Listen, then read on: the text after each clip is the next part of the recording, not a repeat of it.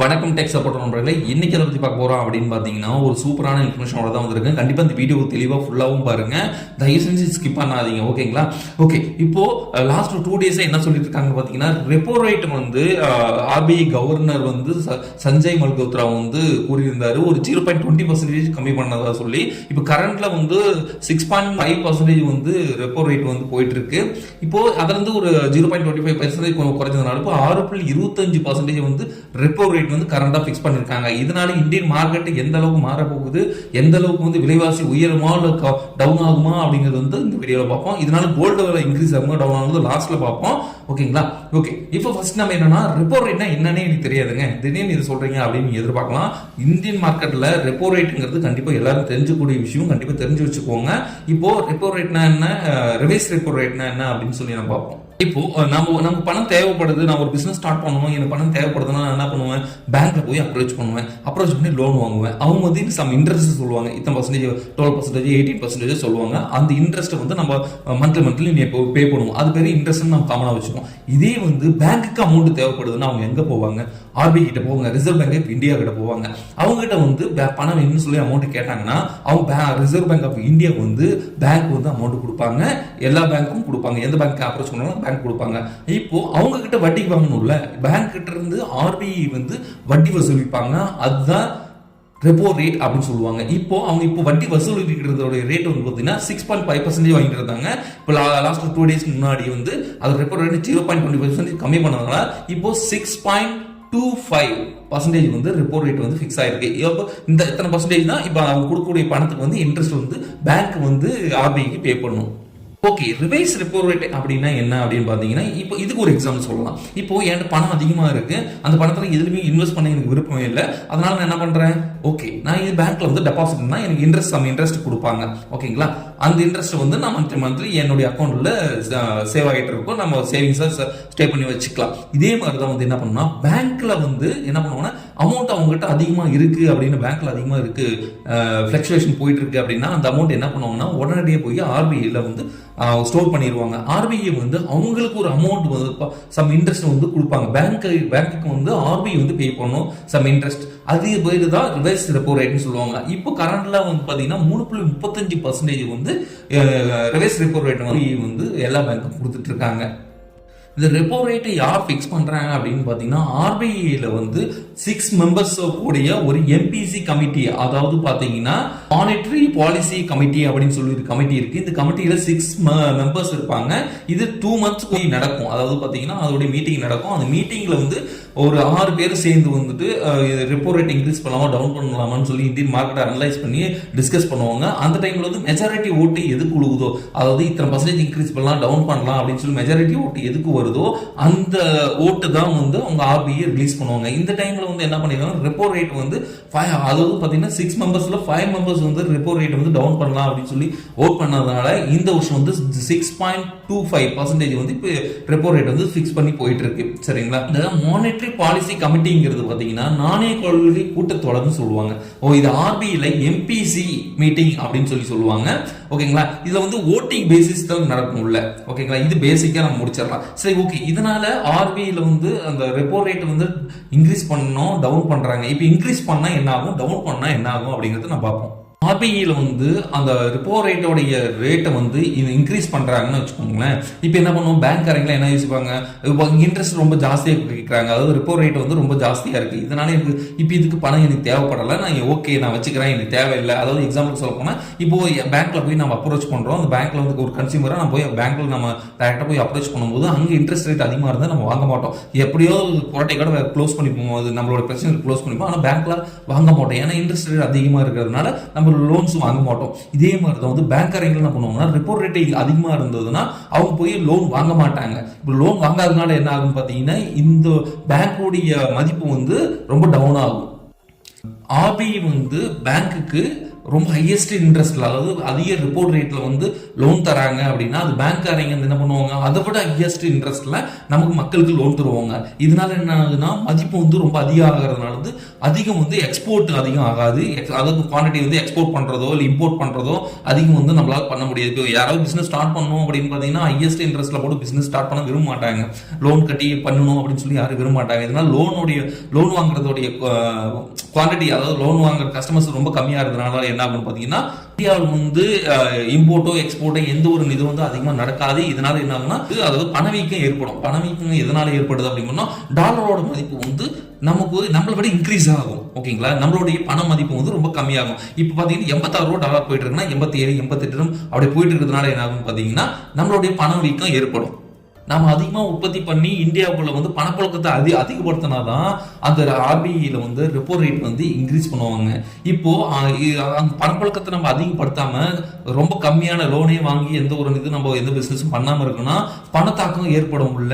அதனால என்ன ஆகுன்னு பாத்தீங்கன்னா நம்ம ஆர்பிஐல ரெப்போ ரேட் டவுன் பண்ணுவாங்க. இப்போ டவுன் பண்ணிருக்காங்க. இதனால என்ன ஆகுன்னு பாத்தீங்கன்னா அதிகப்படியான மக்கள் வந்து லோன் வாங்குவாங்க.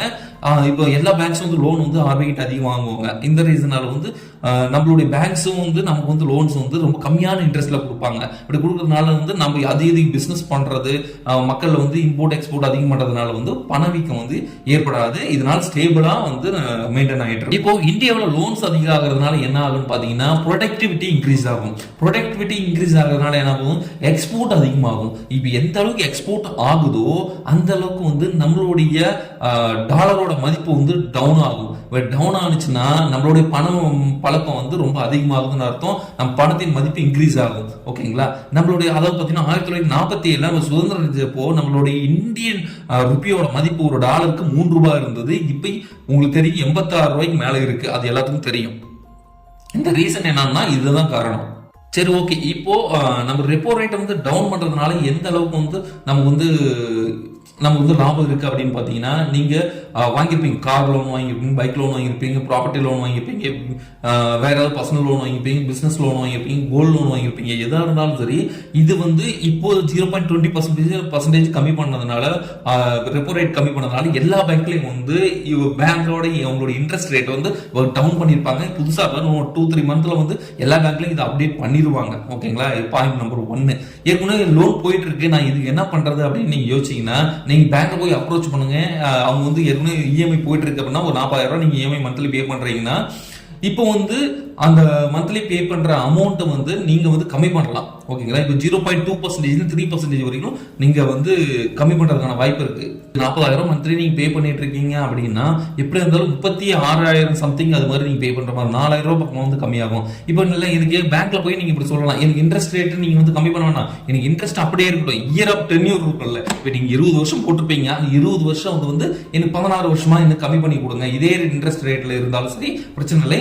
இயர்ஸ் கம்மி பண்ணி கொடுக்கறதுனால உங்களுக்கு என்ன ஆகும் அப்படின்னு பாத்தீங்கன்னா உங்களுடைய நீங்க கட்டக்கூடிய ரிட்டர்ன்ஸ் அமௌண்ட் வந்து ரொம்ப ரொம்ப கம்மியா இருக்கும். இதனால வந்து உங்களுக்கு சரியான பெனிஃபிட்டா இருக்கும். இந்த ரெப்போ ரேட் கம்மியானதுனால மேக்ஸிமம் வந்து லோன்ஸ் யாருக்கு வந்து இன்ட்ரெஸ்ட் கம்மியாகிறதுக்கான வாய்ப்புகள் அதிகம் இருக்குன்னு பாத்தீங்கன்னா, லோன்ஸ் வந்து நம்ம வந்து ஒரு பேங்க்ல வாங்குறோம்னா 2 types ஆஃப் இன்ட்ரெஸ்ட் வந்து பேஸ் பண்ணி வாங்குவாங்க, கொடுப்பாங்க. ஒன்று வந்து பாத்தீங்கன்னா ஃபிக்ஸ்டு இன்ட்ரெஸ்ட், அதாவது அந்த இன்ட்ரெஸ்ட் வந்து ஸ்டார்டிங் வந்து எண்டு வரைக்கும் 18%, 12%, இல்லை 9% அதே பர்சன்டேஜ் ஃபிக்ஸ்டா இருக்கும். அதுக்கு எந்த ஒரு சேஞ்சஸும் இருக்காது. அதுதான் ஸ்டார்டிங் வந்து 20 வருஷம் நீங்க பே பண்ணுவீங்க. இன்னொரு இது என்னன்னு பாத்தீங்கன்னா ஃப்ளோட்டிங் இன்ட்ரெஸ்ட்னு சொல்லுவாங்க. ஓகேங்களா, இது வந்து மந்த்லோ இயர்லி ஒன்ஸோ வந்து இன்ட்ரெஸ்ட் ரேட் பேங்க்ல ஏறுதோ இறங்குதோ, இந்த ரெப்போ ரேட் வருது இல்லைங்க, ரெப்போ ரேட் வந்து எந்த அளவுக்கு சேஞ்சஸ் ஆகுதோ அது பொறுத்து வந்து உள்ள இன்ட்ரெஸ்ட் மாறும்போது உங்களுடைய இன்ட்ரெஸ்ட்டும் உள்ள டவுன் ஆகும், அதாவது கம்மியாகும். இதனால நீங்க இஎம்ஐ கட்டுறது ரொம்ப நீ கண்டிப்பா இது வந்து ஃப்ளோட்டிங் இன்ட்ரெஸ்ட்ல யாராவது நீங்க பேங்க் லோன் வாங்கியிருந்தீங்கன்னா கண்டிப்பா இது உங்களுக்கு யூஸ்ஃபுல்லா இருந்திருக்கும். சரிங்களா, சரி, ஓகே. இப்போ நம்ம எல்லாமே நம்ம பேசிக்கா பார்த்துட்டோம். இப்போ முக்கியமானது நம்ம பார்ப்போம். ஓகேங்களா, சரி, ஓகே. இந்த ரெப்போ ரேட் பத்தி நம்ம பேசிக் பார்த்துட்டோம். ரிவைஸ் ரெப்போ ரேட் என்ன அப்படின்னு பாத்தீங்கன்னா, இப்போ பேங்க் வந்து ஆர்பிஐ கிட்ட வந்து டெபாசிட் பண்றாங்க. இப்போ அவங்க இன்ட்ரெஸ்ட் அதிகமா தராங்கன்னா இவங்க வந்து அதாவது பேங்க்காரங்க வந்து மக்களுக்கு வந்து லோன்ஸ் அதிகம் கொடுக்க மாட்டாங்க. இதனால என்ன பண்ணுவாங்கன்னு பாத்தீங்கன்னா பேங்க் அதாவது ஆர்பிஐ என்ன பண்ணுவோம்னா இன்ட்ரெஸ்ட் அவங்களுக்கு கம்மியா தான் கொடுக்கும். அதாவது அவங்க டெபாசிட் பண்ற பணத்துக்கு வந்து இன்ட்ரெஸ்ட், அதாவது ரிவைஸ் ரெப்போ ரேட்டை கம்மியாக தான் கொடுக்கும். இப்போ ரிவர்ஸ் ரெப்போ ரேட் வந்து இன்க்ரீஸ் பண்ணி கொடுத்தாங்கன்னா என்ன ஆகும்னு பார்த்தீங்கன்னா பேங்க் வந்து யாருமே வந்து லோன் தர மாட்டாங்க.